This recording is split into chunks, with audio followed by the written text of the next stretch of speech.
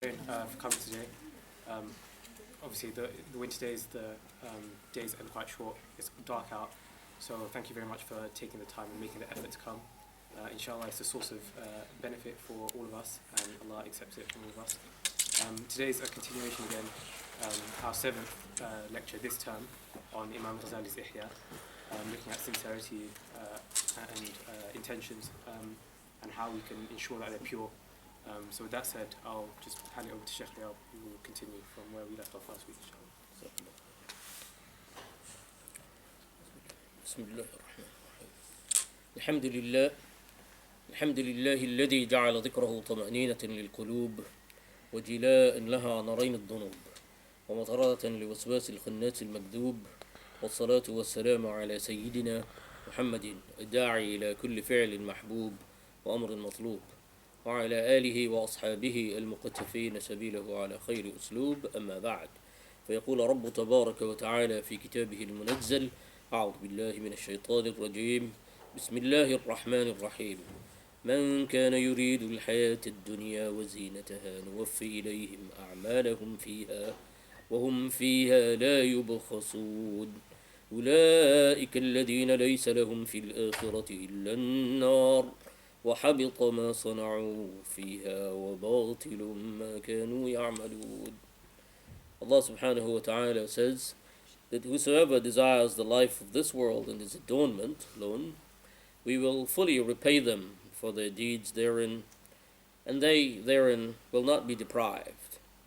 And those are the ones for whom there is nothing in the hereafter but the fire, and lost is what they did therein, and worthless is what they used to do.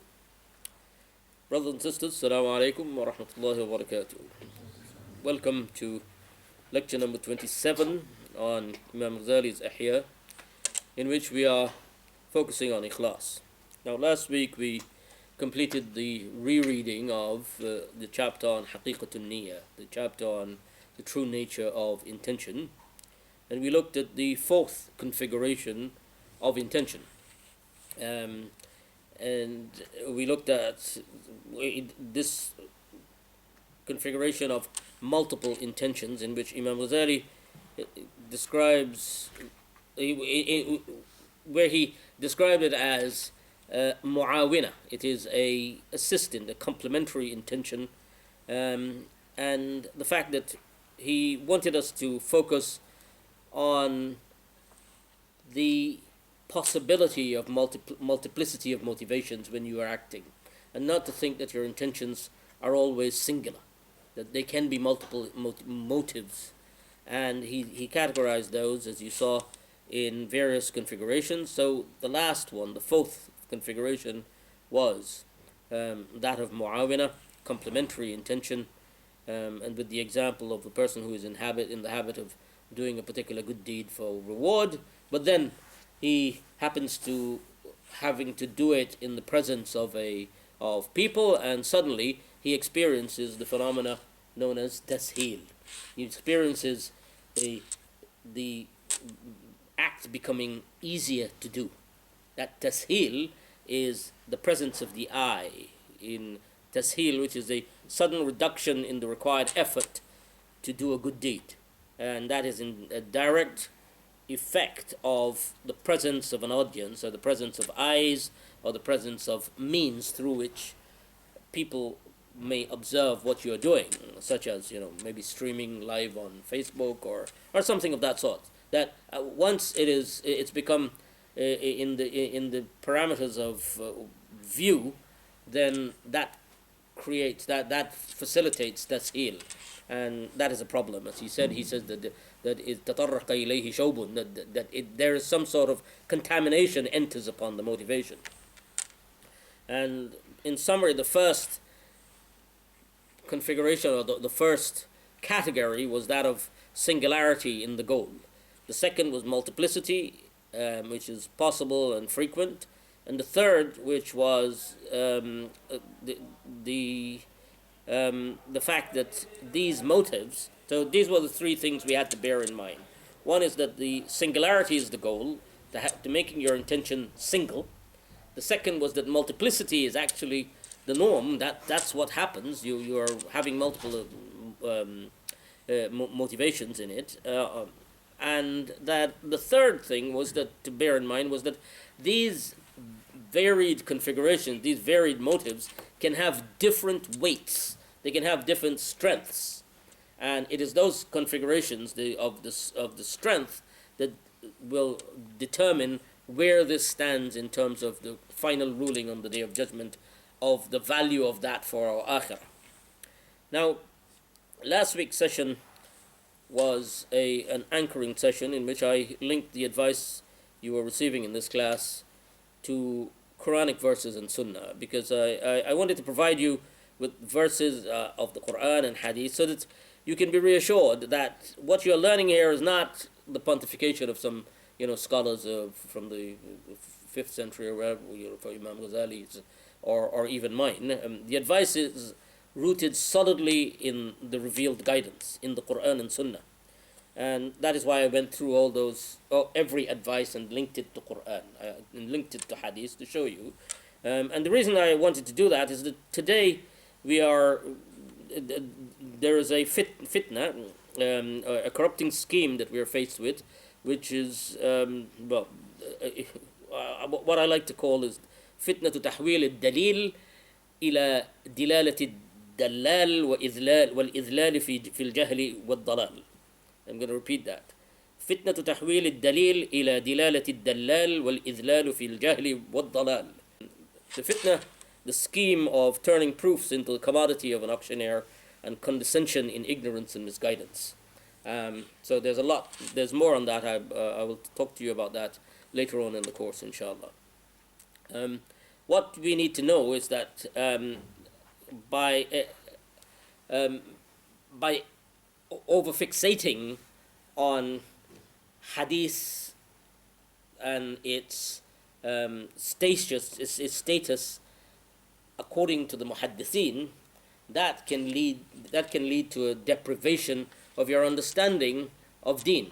If you overemphasize and not maintain a balance with, first of all, the opinions of the scholars about certain hadiths. A hadith may be reported by one scholar, and he may, according to the criteria of Imam Bukhari, that hadith would be weak. A hadith, you can find hadith in Sahih Muslim, which, according to the criteria of Imam Bukhari, will be weak. And likewise, so every scholar has their own set of criteria through which they, and then there are agreed criteria among the muhaddithin, but that is a science of its own. That's a science of itself that one has to, if you're studying that you need to know all of that, and you need to be able to take into consideration when you're using it for fiqh and for deriving rulings. But when it comes to the area of tarbiyah, the area of training people in tazkiyah and building their iman, then the scholars have dropped the bar very low for this one when it comes to hadith. They have not insisted on that high level of scrutiny that the muhaddithin would have. And this is, if you read the scholars of tarbiyah throughout, you will find that this is a standard practice throughout. So if someone comes to you and says, "Oh, brother, this hadith and that hadith and this hadith," then first of all, which field, according to whose criteria, all of this needs to be taken into consideration. Now, last week we also added, one more point. Now, last week we added 2 more points to the discussion on eyes, which brings the tally to 11 points. The 2 additional points were: 1, our behavior can be affected by the presence of eyes as long as they are within the visual field, as we saw with the experiment in the tea room in the university, where people were changing their behavior, and likewise the posters that police forces are using in various parts of this country. And point number 2 was that you do not have to see the eyes looking at you to become conscious of being watched, because our sense of being watched is innate, and that is sufficient. And that sense, that is sufficient for you to modify your behavior just by having a sense of being watched. You do not need to see the eyes or see the person looking at you. And that sense of innate acuteness, acute innate sense of being watched can easily be focused on Allah with the correct knowledge and thinking habits, recognizing Allah watching you, as with the verse in Surah Al-Baqarah, where if you have that verse in your mind, where Allah subhanahu wa ta'ala says, وَعْلَمُوا أَنَّ اللَّهَ يَعْلَمُ مَا فِي أَنفُسِكُمْ فَاحْذَرُوا, that know that Allah knows what you're hiding inside, what is within you. So be aware of it, be aware of Him. And the verse I asked you to memorize, the verse in Surah Yunus, وَمَا تَكُونُ فِي شَأْنٍ وَمَا تَتْلُو مِنْهُ مِنْ قُرْآنٍ, that you will not be engaged in any matter or reciting the Quran or doing any deed except that we are witnessing. إِلَّا كُنَّا عَلَيْكُمْ شُهُودًا إِذْ تُفِيضُونَ فِيهِ, that when you are in the act of doing something, then you should know deep in your heart that Allah is watching you. And not only that, the fact that He has written it, وَمَا يَعْزُبُ عَنْ رَبِّكَ مِنْ مِثْقَالِ ذَرَّةٍ فِي الْأَرْضِ وَلَا فِي السَّمَاءِ وَلَا أَصْغَرَ مِنْ ذَلِكَ وَلَا أَكْبَرَ إِلَّا فِي كِتَابٍ مُبِينٍ, that He knows it, not even an atom's weight, or smaller than that, or larger than that. So this was these were 4 verses of the Quran. Well, this one and the other, and the following 3 verses. I think it's beneficial to memorize these verses and read them in your salah and refer to them regularly, because they will reinforce the fact that Allah is watching you. And when we have this at the back of our minds, it will facilitate changes in our behavior. Now, at the end of the discussion with this last week, I ended it with a story about a teacher and his favorite student. This is a famous story that is mentioned in many of the Tarbiyah books.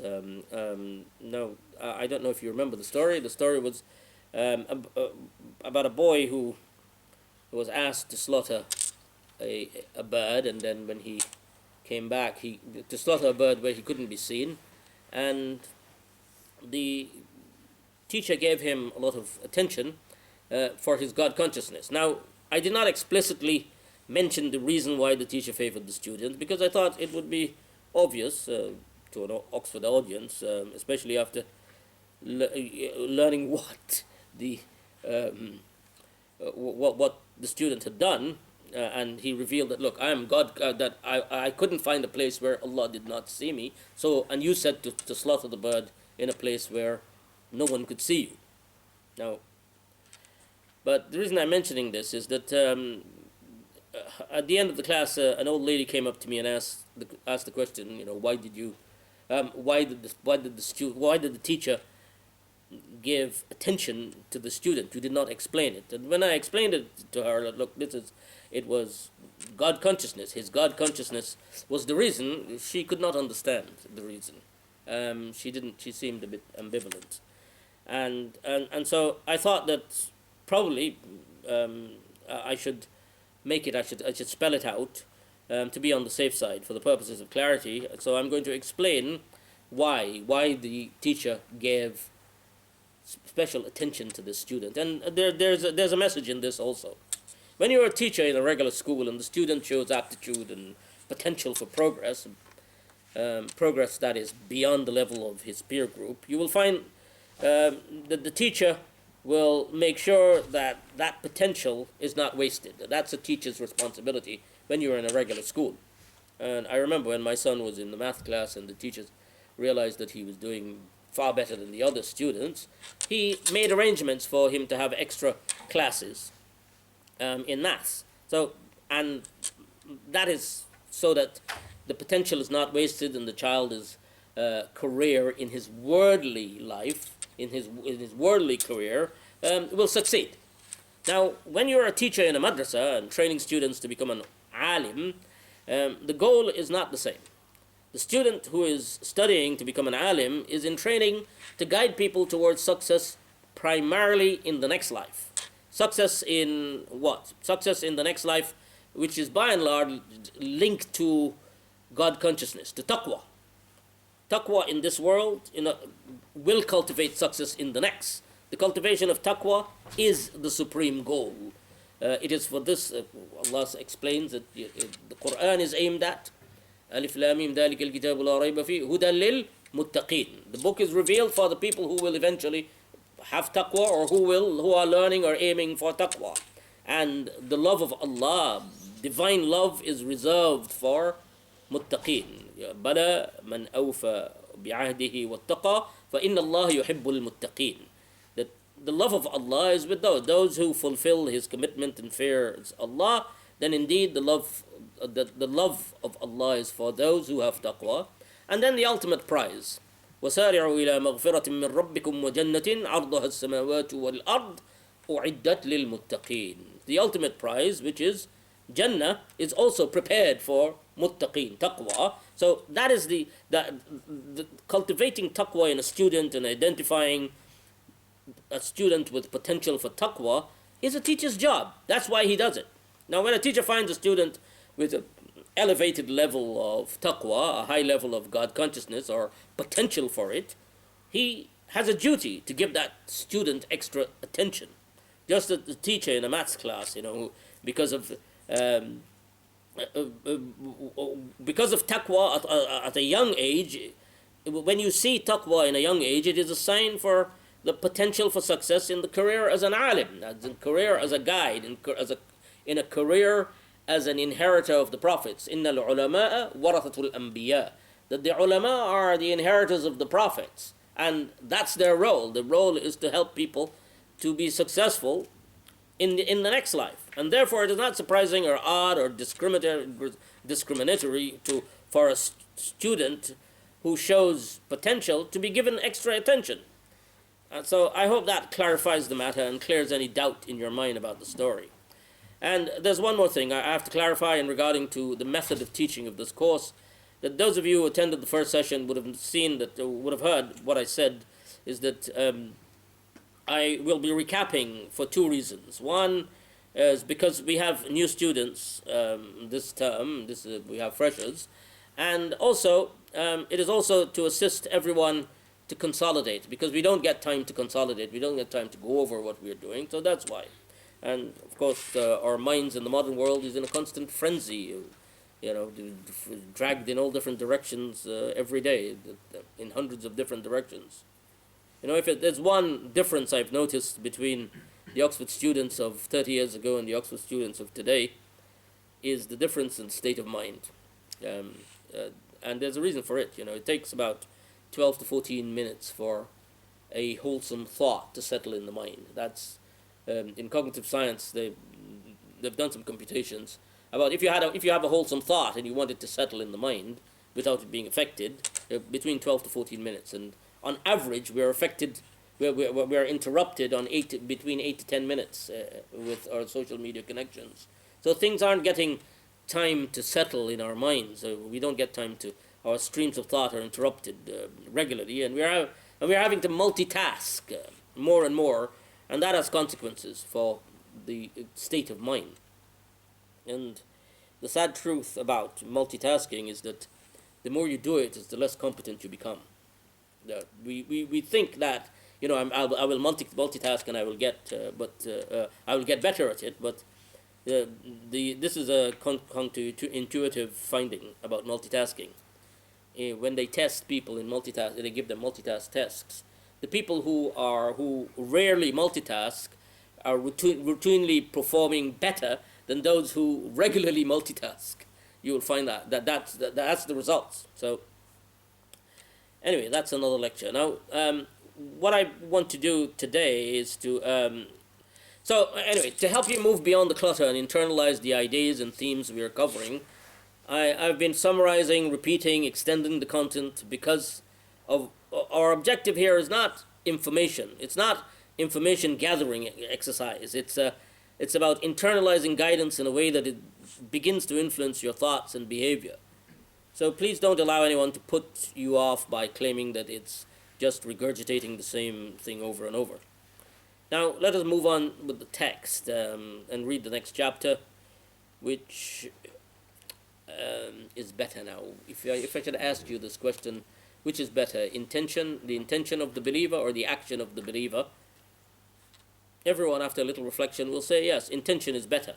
Now, Imam Ghazali, bearing in mind what we have just covered the chapter that we've just covered, we've learnt that intention is, there's a possibility of it being multiple, and that these multiple motivations in your mind can have different weights. And the idea of weights and strengths is being dealt with now. He's taking that further. So this chapter is aiming on building your knowledge of multiplicity in intention and the variation in strengths and weight of motives by helping you to ingrain the preponderance of intention over action through an increase in attention on intention. The chapter is centered around one hadith, the statement of the Prophet ﷺ, which is reported by Tabrani, where he says, "Niyatul mu'mini khayrun min amalihi." That's a hadith reported by Imam Tabrani. Niyatul mu'mini khayrun min amalihi, that the intention of the believer is better than his action.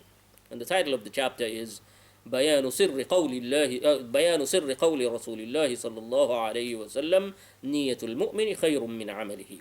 The exposition of the secret in the statement of the Prophet صلى الله عليه وسلم that the intention of the believer is better than his action. Now, building on the idea of strengths and weights in motives, where one motive can be heavier than the other, we're going to take a journey into the variation in meaning or variety in meaning of this hadith. This is what he does. He takes you and he's engaging you in thoughts about the meanings so that you can reinforce this idea that intention is more important. Because when I ask you about which is more important, intention or action, you will say, yes, intention is more important, but when it comes to doing things, we spend more time thinking about actions than of intention. And you remember what I said about the Sahaba. They كانوا يتعلمون النية كما يتعلمون العمل. They used to study intention, study the configuration of intention, just as they study the configuration of actions, how to do things.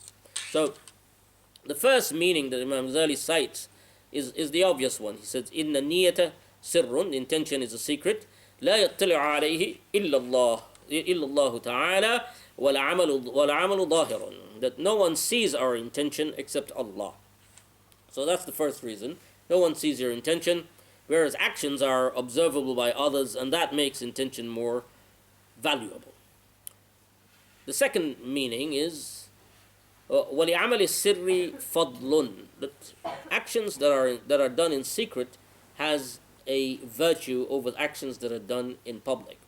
So the secret of good actions are more virtuous, and for this we have the hadith it's متفق in Bukhari and Muslim عن أبي هريرة رضي الله عنه, who said سبعة يظلهم الله في ظله يوم لا ظل إلا ظله, that of the seven people who will be given the shade on the day of judgment, when there will be no shade, who will be under the shade of Allah, they will be رجل تصدق بصدقة فأخفاها حتى لا تعلم شماله ما تنفق يمينه, that a person who gives sadaqah with his right hand, رجل صدقة, that his left hand does not know what his right hand has given. He's concealed his charity. So hidden good deeds are better than those that are made public. The third meaning is that niyyah, intention, is in itself something in which there is no riyah. No one can see your intention. If your intention is correct, then you cannot put it on display for people to see, whereas your actions can be put on display. And in the hadith of Abu Musa al-Ashari, which is he says that an-niyatu la riya fiha, that niyyah has no riya in it, has no ostentation and show. وَالْعَمَلُ يُخَالِطُهُ الرِّيَا, that intention has ostentation in it, has no ostentation in it. You cannot show your intention. You can make claims about your intention, say, oh, I'm doing it for X, Y, and Z, but that would have no bearing on the true intention. If the intention is true, then the sincerity of your intention cannot really be put. You can make claims and people may believe you or may not. But when it comes to what it actually is, that is secured from riyah. You cannot show it, just as you show, and that is a reason why intention is also greater, is also more important, is better, it has more khair in it. But in each of these explanations, Imam Ghazali is also offering a counter, which I'm not going into because the idea is to get you engaged in the actual meanings. The fourth meaning, he says, in سبب الترجيح, the reason for intention being more valuable, إن النية متصلة تدوم إلى آخر العمل. That the niyyah, intention, can remain continuous throughout the deed, whereas actions are sporadic and frequently interrupted. So there's a continuity in your intention when you're doing things. And Imam Zubaydi, in his commentary of the Ihya, says here that فبالنية خلد أهل التوحيد في الجنة وخلد أهل الشرك في النار ولدوام نياتهم على التوحيد ودوام نيات الآخرين على الشرك مدة الدهر. That with the niyyah, with the intention, they remain continuous in Tawheed, and the people of Tawheed, that continuity has led them into Jannah. And with the niyyah, with the intention, with shirk and continuity, has led them into Jahannam. And then the fifth meaning, إن النية بمجردها خير من العمل بمجرده دون النية, is that niyyah on its own, an intention on its own, is better than an action on its own. And the reason for this is that النية من شرط العمل, that intention are conditions for actions. In other words, without intention, actions cannot be valid. But intentions can be valid without action. That's it. A person may make an intention for something, and he is sincere in it, and the angels writes it as if he has done it. And if he fulfills it, then the reward for doing it 10 times is written for him. But if something comes and blocks him from doing it, something beyond his control prevents him from doing it, then that person will get the reward anyway. So niyyah from this perspective, intention, is better than action because it is valid. It can be valid on its own, whereas actions cannot be valid without intentions, dependent on intentions. Imam Ghazali, with his razor-sharp wit here, argues that this is not really what is meant by the hadith. He says that because it speaks of good being in both, he said خَيْرٌ min amalihi. He's talking about khair, that there's khair in both, but there's a preponderance of khair in one. So it's not. So he says this is not what is actually what it means. So he says, whereas العمل بلا نية على غفلة لا خير فيها أصلا والنية بمجردها خير. Actions without niyyah has no khair in them, and there are no good whatsoever. Whereas niyyah on its own has khair, has good in it. Therefore, إن كل طاعة تنتضب بنية والعمل. That every good act, every act of worship is accomplished through intention and action. So, وإن كانت النية من جملة الخيرات كان العمل من جملة الخيرات كذلك. That if intention is good, then the deed is also good. النية من جملة الطاعات, that intention is also an act of worship. So from this perspective, even intention is an act of worship. Having good intention, configuring your intention is an act of worship, and it has a greater degree of good, for it is more effective and superior in acts of worship to the deed itself. Therefore, the real meaning of the hadith, نِيَّةُ الْمُؤْمِنِ خَيْرٌ مِّنْ عَمَلِهِ, that the intention of the believer is greater than his action, is that a believer's niyyah, a believer's intention in his or her act of worship is better and more effective than the deeds in it. And the servants has a freedom to make a choice. The choice that you make in terms of action. وَأَمَّا سَبَبُ كَوْنِهَا خَيْرٌ وَمُتَرَجَّحَةٌ عَلَى الْعَمَلِ فَلَا يَفْهَمُهُ إِلَّا مَنْ فَهِمَ قَصْدَ الدِّينِ. And he said, as for why it is so, in order to understand this, you have to understand the purpose of deen, the purpose of religion. وَطَرِيقُهُ. And in order to understand this, the reason for the superiority of intention over action cannot be understood except if one understood properly the purpose of deen and the path towards it, such that one can distinguish between competing ways on the basis of the ultimate goal. So you have to understand the goal, understand the maqsad, the purpose of it, and here he employs an example of someone who says that bread is better than fruit. الفاكهة الخبز خير من الفاكهة.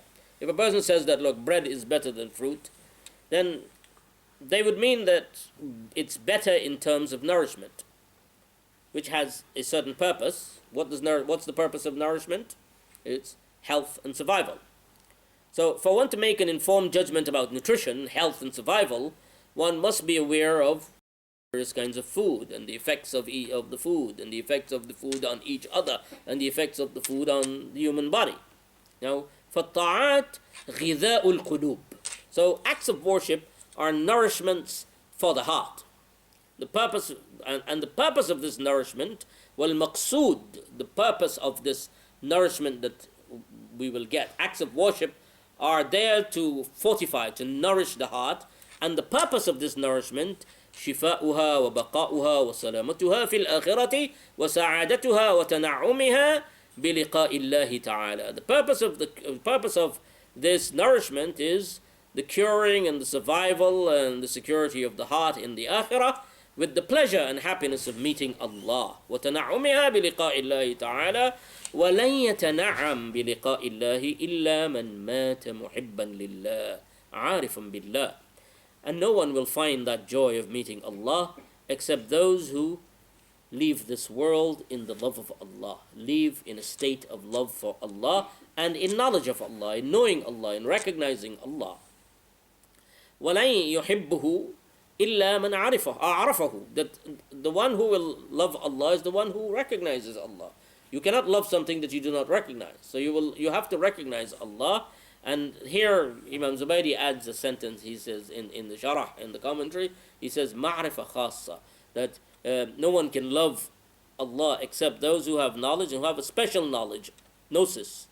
وَلَن يَأْنَسْ بِهِ إِلَّا مَنْ طَالَ ذِكْرُهُ لَهُ فِي سَائِرِ أَحْوَالِهِ. And none will become, you wouldn't develop this affable, this affinity and this intimacy with Allah, to love Allah, except the one who remembers Him in abundance over long periods of time, and the one who does dhikr in abundance over a long period of time. And here Zubaydi says in all his states, al-uns. So uns will lead to that ability. يحصل بدوام الذكر والمعرفة بدوام الفكر ومراقبة القلب والمحبة تتبع المعرفة. That this uns, this intimacy, is a fruit of dhikr, it's a fruit of remembrance, a fruit of ma'rifah, a fruit of gnosis, which fosters love, and the heart will not find a space for dhikr and fikr, the heart will not find a space for remembrance and meditation, except if he disengages from the clutter of worldly occupations. The heart has to disengage.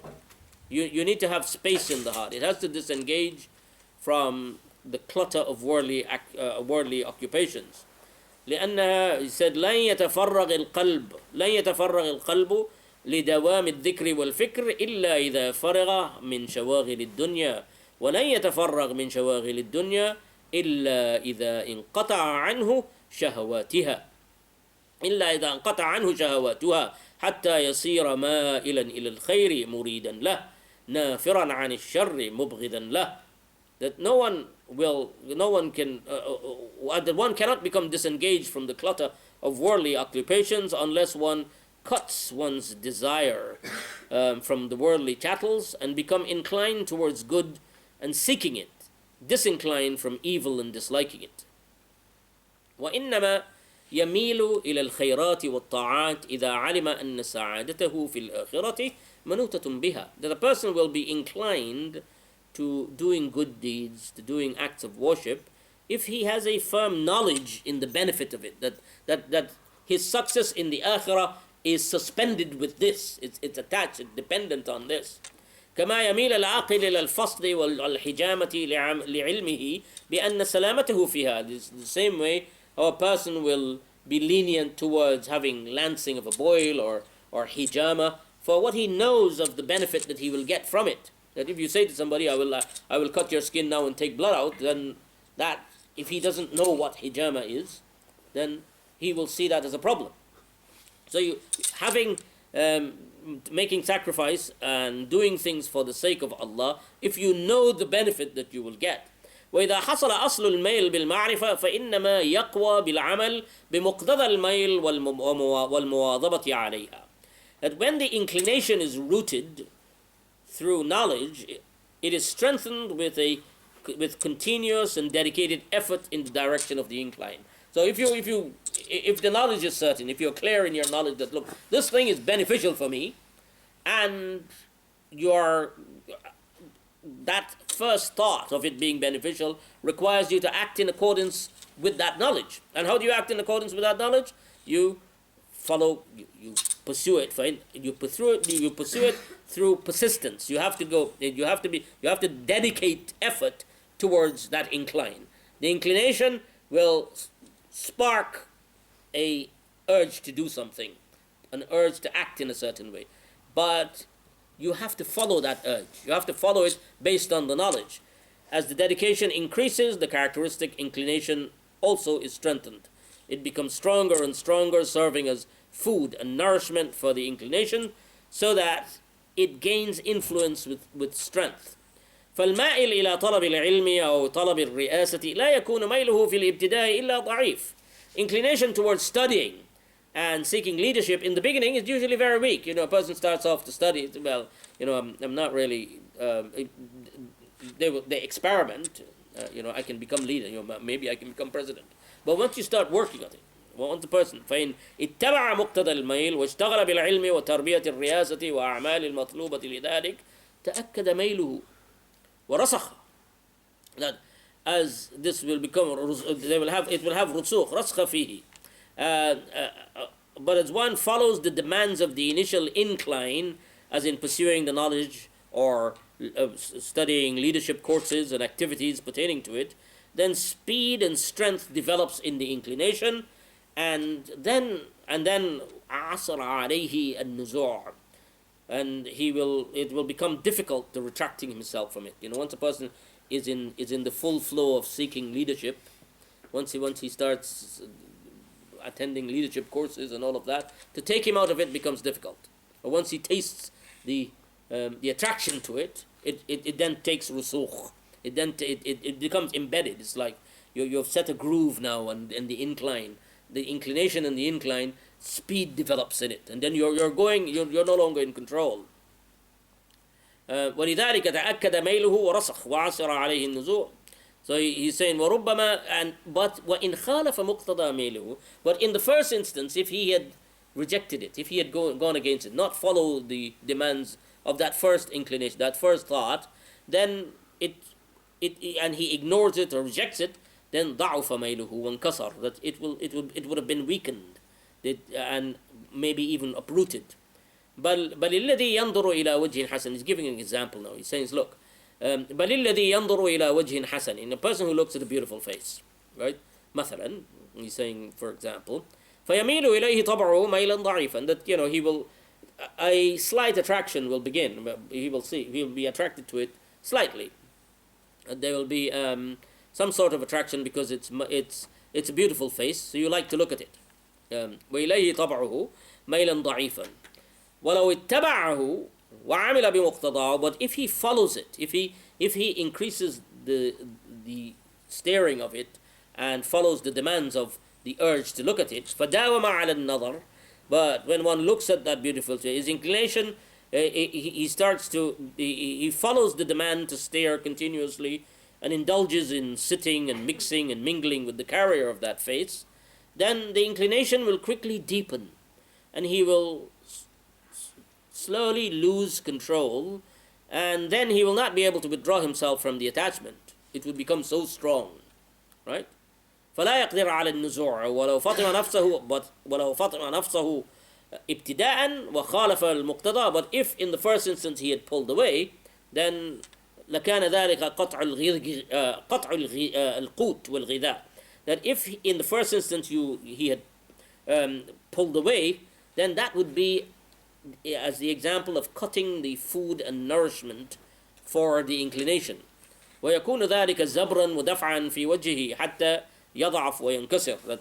Then that would be the rejection and stopping of it, so much so that it will die out. Because these things come, they're flowing into your minds all the time. So it is if you pursue it, if you follow it, then this happens. So he will not be able to remove himself from it, and if he had weaned himself off in the beginning and resisted the demand of the inclination, then that would have been like the denial of food and sustenance. Okay. Now, وَهَكَذَا جَمِيعُ الصِّفَاتِ. And so now, after explaining all of this, he's telling you now that, look, هَكَذَا جَمِيعُ الصِّفَاتِ, that these qualities in the heart are all like that. That's how they are. That وَالْخَيْرَاتُ وَالطَّاعَاتُ كُلُّهَا, and the good deeds and good actions, acts of worship, they are all هي التي, they are all تراد بها الآخرة. That all good deeds and acts of worship are those with which the akhirah is sought, with which life beyond this life is sought, for good deeds in the akhirah, and all evil deeds. And he's saying that, look, وَالشُّرُورُ كُلُّهَا هي التي تراد بها الدنيا للدنيا لا الآخرة لا للآخرة. That all evil deeds are those with which the dunya are sought for the sake of the dunya, not akhirah. وميل النفس إلى الخيرات الأخروية وانصرافها عن الدنيوية هو الذي يفرغها للذكر والفكر. And the inclination towards good deeds in the akhirah and diversion away from deeds for worldly gain, it is that provides affordances for dhikr and fikr, for remembrance and contemplation.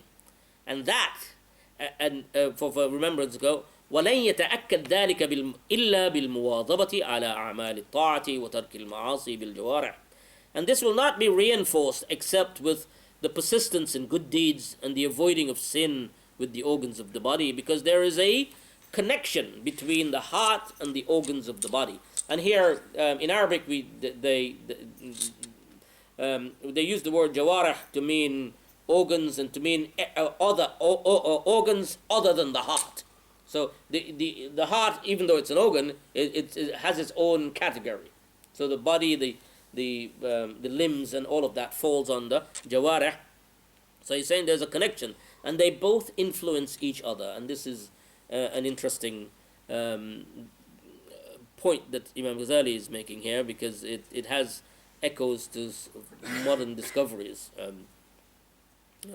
فترى العض إذا أصابته جراحة تألم بها القلب. Now he's saying that, look, if when you see the heart suffers when a limb is injured, right? The heart suffers, you feel the pain.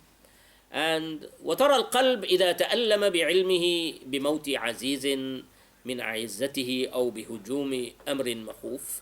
That you'll see that when the heart feels pain over the death of a loved one or from the fright of an attack, the limbs and the organs are also affected. He's saying تأثرت به الأعضاء وارتعدت الفرائس وتغير اللون. That you will see that the organs, the limbs of the body also are affected. You will find the trembling and change of color. And of course the heart is the root. Everything follows. إن القلب هو الأصل المتبوع فكأنه الأمير والراعي. It is like the leader and the guide. والجوارح كالخدم, and they are like servants. فالجوارح خادم للقلب, they are servants to the heart. The limbs are servants to the heart. فالقلب هو المقصود والأعضاء آلات. That these are, and that the aim is these qualities in the heart. Because remember what we said, that intention is what? Intention is a state in the heart. It is a condition in the heart, and this condition is is achieved through the qualities of the heart. These various conditions in the heart are configured because of the types of qualities that you have in the heart. So he's saying here that القلب it is المقصود, it is the goal. والأعضاء آلات موصلة إلى المقصود. And the heart and the other organs, these are tools towards getting to the heart. ولذلك قال النبي صلى الله عليه وسلم, this is what Rasulullah صلى الله عليه وسلم said, إن في الجسد مضغة إذا صلحت صلح الجسد صلح سائر الجسد. That if the heart, that if verily there's a lump of flesh in the body which is if it's sound, then the entire body is sound, and if it's corrupted, then the entire body is corrupted. And it is the heart, obviously. So, and there's another hadith, قال عليه الصلاة والسلام اللهم أصلح الراعي والرعية. Allah subhanahu wa ta'ala, Rasulullah sallallahu alayhi wa sallam is saying that that the guide, the shepherd, and those who are being guided, Allah is asking them, Rasulullah sallallahu alayhi wa sallam is asking Allah to bless and to guide the ra'i, the one who is guiding, and those who are being guided, and meaning the heart and the rest of the body. Now, Allah subhanahu wa ta'ala says in the Quran, لَن يَنَالَ اللَّهُ لُحُومَهَا وَلَا دِمَاؤُهَا وَلَكِنْ يَنَالُهُ التَّقْوَى مِنْكُمْ. And that Allah will, the blood and the flesh of your sacrifices will not reach you, but will not reach Allah. It is the taqwa, it is the God consciousness that will reach Him. وَهِيَ صِفَةُ الْقَلْبِ. It is what is in the heart.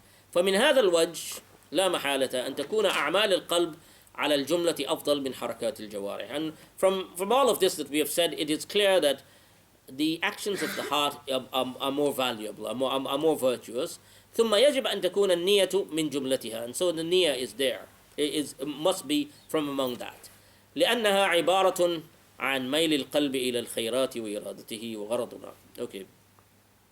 Now our goal in actions with limbs of the body is to habituate the heart in doing good and to reinforce inclinations in it. From this perspective, what we need to understand is that it flows both ways, from the body, from the heart to the body, and the body to the heart. And this is where I'm saying it's a thoroughly modern idea. That we tend to think that, okay, what's in the heart, that's what's in the brain, that's what we're doing. But our actions that we do with our body also has an effect on our heart. And Imam Ghazali is nearly 1,000 years ahead of the findings that we are now finding in cognitive science for the effect of bodily movements on people's mind and brain. You can see this. And he gives two beautiful examples. إذا المطلوب منه تغيير القلب. He said what is necessary from the good actions is that we want reward, but we also want to reinforce the good qualities in the heart and eradicate the bad qualities in the heart. And one way is that, and the way this happens is that it gets reinforcement from our actions. The heart also gets reinforcement from the action. فلا تظنن أن في وضع الجبهة على الأرض غرضا من حيث إنه جمع بين الجبهة والأرض. And he said that we should not envisage the effects that by placing our head on the ground is to create a connection between the ground and our head. When we prostrate, when we do sajda, he said we should not think that this is just to create a connection between that's not the purpose. What is the purpose? What is the purpose of putting the head on the ground? So if you think about that, you will see بل حيث أنه بحكم العادة يؤكد صفة التواضع في القلب. That it is following the customary rule of humility, because you're putting أعز أعزاء أعضائك, that the most honored part of your body to the lowest part of the lowest ground. You're putting to the lowest place you can find, the most honored part of your body. You're putting it to the lowest place you can find. That is in the customary understanding of how people how we relate to each other is humility. Is a sign of humility, right? So and humbleness. So what that does is that it puts humility in the heart. He's saying فإن بل حيث أنه بحكم العادة يؤكد صفة التواضع. It confirms the فإن لم يجد فإن من يجد في نفسه تواضعا إذا استعان بأعضائه وصورها بصورة التواضع تأكد تواضعه. So when he uses his body to reinforce this humility in his mind, then that causes a reinforcement of humility in his heart. When his body assumes the form of humility, that reinforces what goes on in the heart. وتأكد تواضعه ومن وجد في قلبه رقة على اليتيم. And another example he gives, he says that look, a person finds an affection in his heart for an orphan. وإذا مسح رأسه وقبله, that if he passes his hand over the orphan's head and kisses him, تأكد الرقة في قلبه, the affection and compassion will then feed back through his hand into his heart. That look, I've done this, and so that will reinforce the affection, the compassion in his heart. And so he's saying وفي قلبه رقة على اليتيم. ولهذا لم يكن العمل بغير نية مفيدا أصلا. And this is why intention is important. لأن من يمسح رأس يتيم وهو غافل عنه. If he would rub the head of a orphan and then thinks that he's touching a piece of cloth in his mind, then that will have no effect on his heart. So there is nothing that will affect the heart except the ones that has that intention first in the beginning, that why you're doing it, but then it reinforces, and it reinforces the quality, as in humility for sajda, humility when you do sajda, and also when you do acts of compassion, it feeds back into the heart. So this is what he's saying, that there's an embodiment of what you do into the heart. That embodiment, there's a two-way process. Now this two-way process, as I said, it's a thoroughly modern idea where we have now discovered that actions that you do with your hands are generally have effect on what you think and how you behave. The people who design these slot machines, the gambling machines, they put a large lever on it for you to pull, which is completely unnecessary, and it's totally for psychological reasons, that by moving something close to you, your brain is telling you that you're receiving something. And it was for the same reason the cognitive scientists that help the people design these apps have set the receiving of feeds on your mobile phone to come downwards. When you scroll downwards, your brain is telling you that you're receiving things, you're getting things. If it was the other way around, then you wouldn't be as hooked to it as you are now. Your body. Inshallah, next week we will talk more about embodiment. Embodiment is a fascinating area of study, where your actions, what you do, the way we make dua is opening the hand as a beggar does. That has an impact on the heart. The way we pray, the things you do when you walk around the Kaaba, when you say what you say, the forms of humility that you apply, that you approach, has an impact on your heart, and that we have been created with that. So it's a two-way process. Your heart, and then when it's reinforced in your heart, then it causes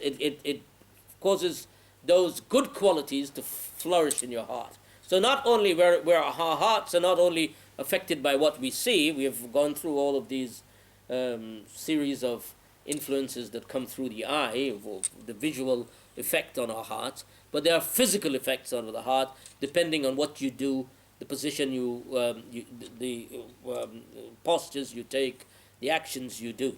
There have been studies about people who the cognitive performances based on how they sit, based on what they do. Their cognitive performances change on the basis of how they sit. So, in conclusion for today, the points to bear in mind is that in addition to multiplicity of intention, strengths of motives, there is another point to bear in mind, is that my actions will have a bearing not only on my akhirah, but it will have a bearing on my heart. That's the point he is making here. with all of this discussion. He's telling you that, look, your heart will be affected by the things you do, and just as it will be affected by the things you see. That is the message for tonight. وَجَزَاكُمُ اللَّهُ خَيْرًا وَالسَّلَامُ عَلَيكُم. Let us pray. ربنا آتنا في الدنيا حسنة وفي الآخرة حسنة وقنا عذاب النار. اللهم أنت ربنا لا إله إلا أنت خلقتنا ونحن عبادك ونحن على عهدك ووعدك ما استطعنا نعوذ بك من شر ما صنعنا ونبوء لك بذنوبنا فاغفر لنا إنك أنت التواب الرحيم. اللهم إنا على ذكرك وشكرك وحسن عبادتك يا رب. اللهم إنا على ذكرك وشكرك وحسن عبادتك يا رب يا كريم. اللهم إنا على ذكرك وشكرك وحسن عبادتك يا رب يا كريم. اللهم لا تزغ قلوبنا بعد إذ هديتنا وهب لنا من لدنك رحمة إنك أنت الوهاب يا رب يا كريم يا رب يا كريم. سبحان ربك رب العزة عما يصفون وسلام على المرسلين والحمد لله رب العالمين.